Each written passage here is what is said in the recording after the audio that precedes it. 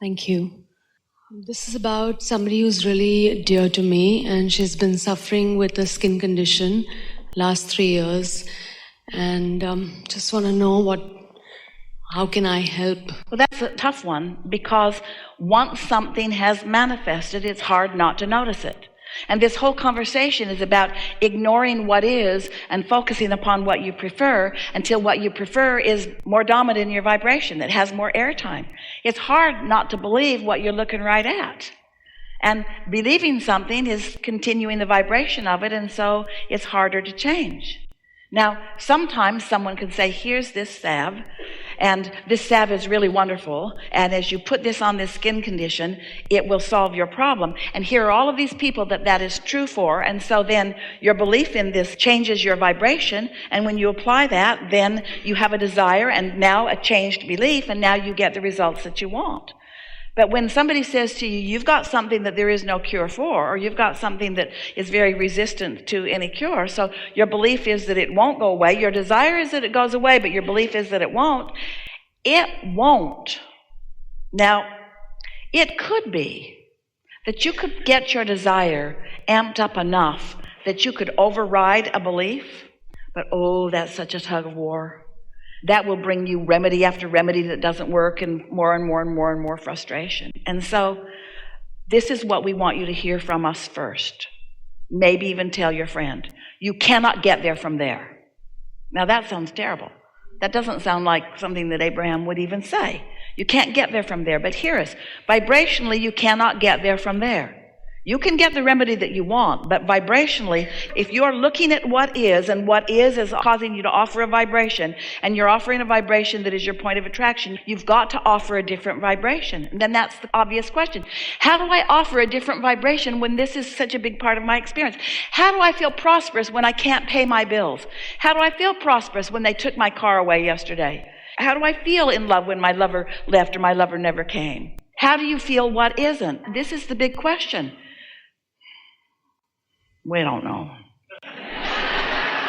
You have to find something that gives you satisfaction where you are. We've written so many books with so many processes, and many of the processes help. They help you shift the way you think about things. But when you have something like this, where you've got this belief that is just holding you in a place that you don't want to be, you have to find a way of suspending that belief, because it is unlikely that you will bridge it. Because the now reality is too evident. It has too much of your attention. It has too much of everybody else's attention. So how do you suspend belief? By suspending all thought. And how do you suspend all thought? By quieting your mind. And how do you quiet your mind? By focusing on something that requires a little thought, but doesn't think about that, until there's satisfaction in actually getting into the rhythm. Can you hear in this room? Listen. Hear it? That'd be a good thing to focus on if you're meditating, because it's steady, it's boring, but it's evident. It is something you could focus on. It's steady. I can hear it. Did it get louder for you? Now, if you could stay focused on that for about 15 minutes, you would suspend thought. And each time your mind wanders, and it will, go back to that sound or whatever you've chosen. You will suspend thought.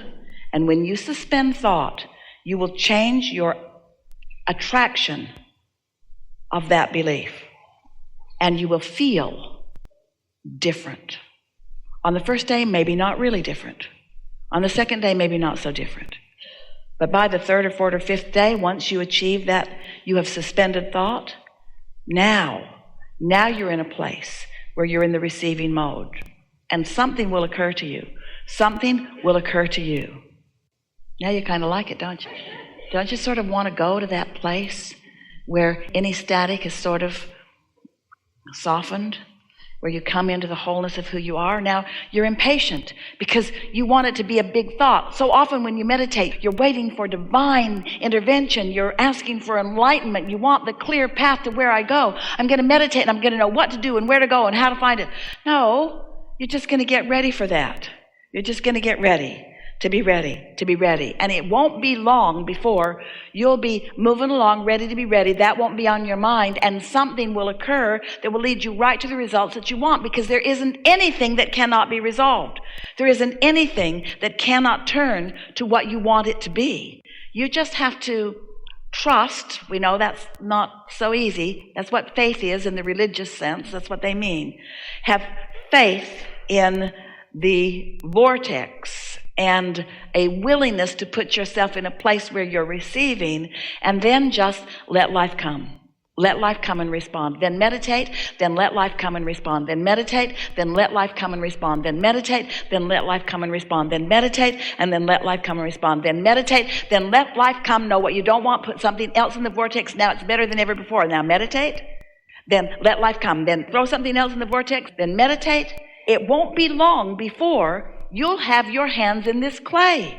You will welcome contrast that lets you know that you want something, because you'll have no doubt that now that you want it, it's alive and well, and you're on your way to it, and isn't it going to be fun? Because adventure is what you want, as long as you can be certain that you will have satisfaction in the adventure. And it is our promise to you that you will. Helpful? So what do you say to your friend? Don't think about it. Well, she's not going to be able to not think about it. You got to give her the whole story here. You got to give her the whole story. I do. I really believe in this. That's the thing that's so interesting about watching people want to talk about law of attraction, and they want to leave out your connection to your guidance system. Well, if you leave out your connection to your guidance system, then you're leaving out vibration. And if you're leaving out vibration, how could you ever understand attraction?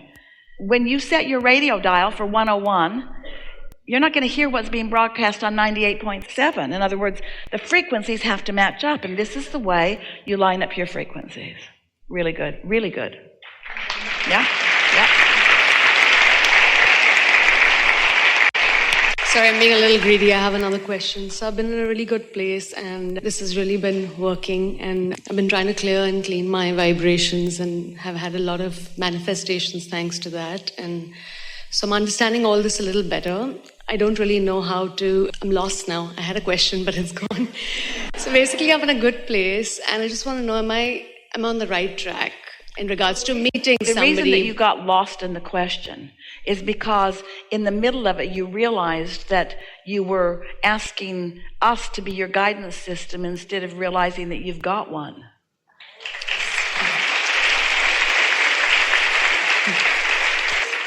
Think about it. So let's say you live life and you get this really big question, and then you find somebody that you think has the answer, and so you ask your really big question to this person who has this really big answer, but you can't hear it.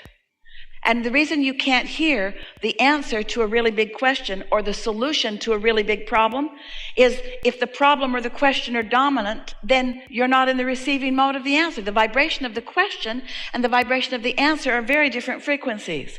And the difference between a problem and a solution, very different frequencies. And so you can't get there from there. Isn't that interesting? And so you save up your questions and you save up your questions and you're ready to ask them, but unless you're in the receiving mode, nothing makes sense anyway. You are in a position now where you are more likely to receive than you've ever been before, because we've appealed to your logic and we've explained the laws of the universe, and you've come along in this way that you are understanding that it is a vibrational world, and you understand your emotions. We don't want to replace your guidance system with our answers to your questions. We want your life experience to answer your desires. We want you to be ready for what you're ready for, and to be happy that you're ready for what you're ready for, and to accept that what you're ready for is enough. You're not ready for all of this, but you're ready for that. That's enough. And you know why it's enough? It's got to be, because you can't get anything more than you're ready for. So you've got to make what you're ready for enough. It has to be all right. It has to be enough. So your friend says, "Did you get it yet?" I'm so happy. No, I asked, "Did you get it yet?" I'm just feeling so good about it. "Did you get it?" I feel really good. I'm really on the path. Oh, you're still on the path. No, I'm really on the path. How do you know? Because I feel so good. I feel so good. I feel exhilarated. I've got a lot of energy. I wake up. I want to go. Things are good for me. Things are good for me anyway. When you can say and mean things are good for me anyway, without the manifestation, oh, the manifestation's a sure thing. But if things aren't good because I don't have the manifestation, you're stuck. You're stuck for as long as things are not good until you have the manifestation. I say that a lot of times. I feel like that. And then a lot of times the response that I get from people is like, what are you talking about? You're in your own bubble. You're in your own zone. I like staying in that zone, though. It's a good place. Well, the nice thing is when your relationship with your own inner being is what's dominant, and you don't let your relationship with other people be what's dominant. Sometimes, in fact, we could say this is true of all of you. To some degree or another, some of you more than others, and you're going to recognize it as we say it. Because you are born uplifters. So often, when you're interacting with someone and sensitive to how they feel, or even you think you know what they think, but you're sensitive to how they feel, you keep getting an impulse to satisfy their desire before your own. Think about it. So you're scrambling around trying to do what you think they, like someone invites you to dinner and you've had a really busy day and you really just want to stay in, but you've said no the last couple of times and you don't want them to get their feeling hurt, and so you're more sensitive to what they may feel than about doing what's best for you. Have you ever had that experience? So you're not paying attention to your own guidance and you're not being true to yourself. You're being true to what you think they want. But the thing that's tricky about that is you really don't know what anybody else wants. And so you get all scrambled and then you feel resentful about the demands they make on you. And you know, the majority of what you are calling the demands that others are making on you, they're not making demands on you. You're just more sensitive to their impulse than you are your own. That was a big piece right there. But when you're ready to be ready to be ready to be ready, when you're really tuned in and you're following the impulse that is best for you, only when you follow the impulse that is best for you do you stay in alignment. And when you stay in alignment, then you allow that momentum to get more. And before you know it, you're sweeping up all kinds of people with you that are ready to be ready. And you're having a lot of fun with a lot of people. And you're not feeling any resentful about setting your own desires aside while you're trying your best to do something that you can't do, which is fulfill the desires of others. Sometimes in your attempt to be really agreeable to others, you teach them away from their own guidance system. You teach them that if they pout, you'll do what they want. And so then they never learn how to be satisfied until they get everything that they want in terms of manifestation. Isn't that interesting? When you believe that you have to get what you want, if you teach that to your children, that if you pout, if out here in the manifestation you do something that affects the way someone else responds, then you're teaching them against the way the universe actually works. And you are making them attractive co-creative partners with people that operate out of need and out of service and out of responsibility rather than out of love and out of alignment and out of inspiration and impulse. You see what we're getting at? Does that make sense to you?